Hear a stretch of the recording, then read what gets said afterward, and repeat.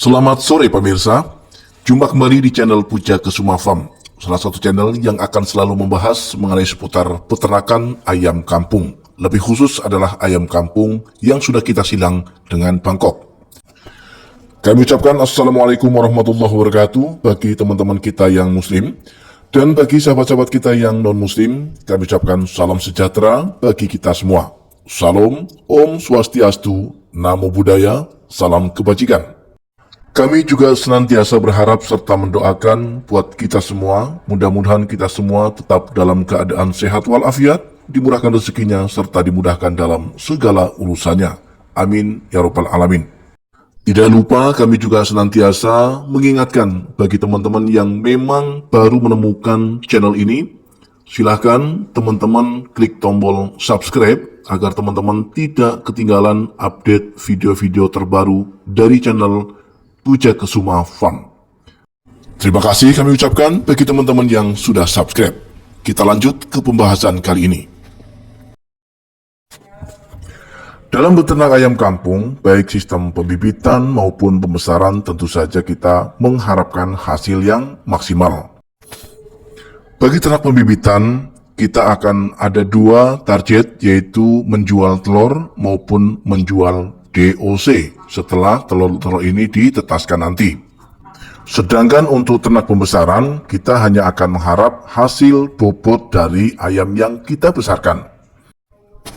Kemudian pertanyaannya adalah, bagaimana supaya hasil kita senantiasa maksimal, baik ternak pembibitan kita maupun ternak pembesaran kita. Di sini tentu saja menurut kami tidaklah mudah untuk mendapatkan keuntungan yang lebih besar dari ternak pembibitan maupun pembesaran kita. Karena pada dasarnya, peternak ayam kampung tidak hanya sebatas kasih makan, kasih minum ayam-ayam kita saja. Banyak sekali hal-hal yang perlu kita perhatikan, yang perlu kita lakukan, dan yang perlu kita pahami untuk kita bisa mendapatkan keuntungan yang lebih besar dari ternak yang kita kelola. Untuk ternak pembibitan, maka kita akan fokus terhadap bagaimana supaya indukan kita mampu untuk memproduksi telur dengan lancar, jumlahnya banyak, dan tentu saja dengan biaya yang hemat. Banyak cara yang bisa kita lakukan untuk membuat indukan kita lancar dalam memproduksi telur, namun kebanyakan masih menggunakan cara-cara yang tidak efektif.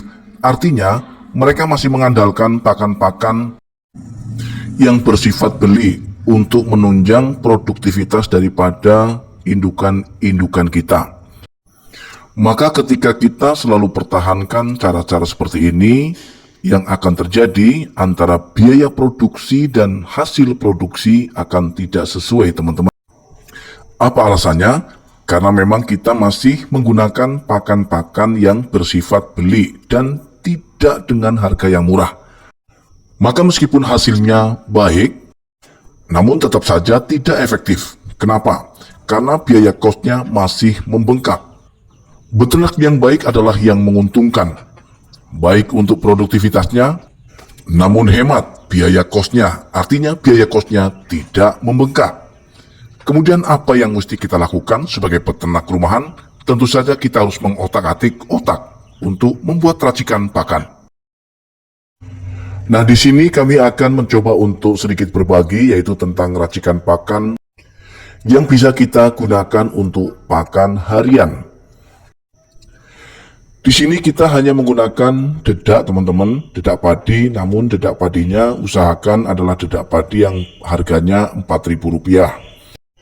Karena dedak padi terbagi menjadi beberapa jenis, ada yang harganya Rp2.000 per kilogramnya, ada yang Rp3.000, dan ada yang Rp4.000.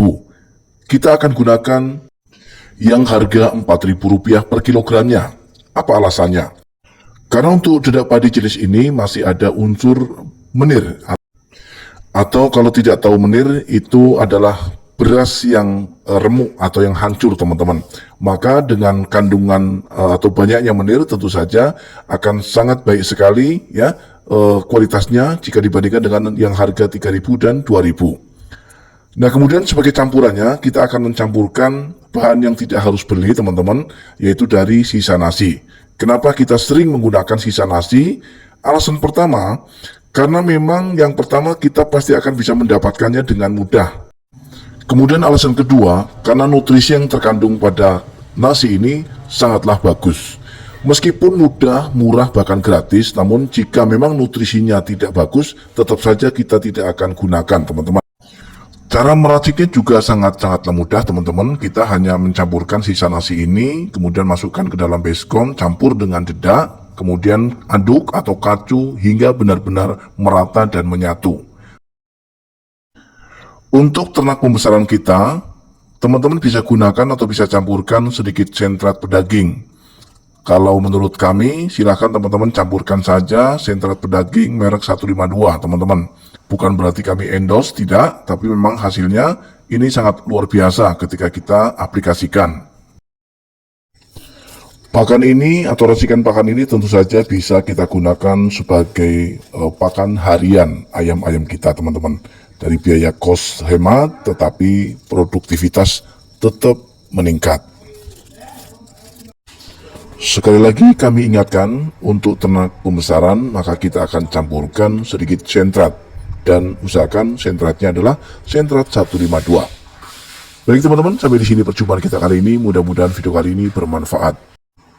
Dukung terus channel ini agar terus tetap berkembang dengan cara klik tombol subscribe, kemudian lengkapi dengan klik tombol lonceng notifikasinya, agar teman-teman tidak ketinggalan update video terbaru dari kami, channel Puja Kesuma Farm. Assalamualaikum warahmatullahi wabarakatuh.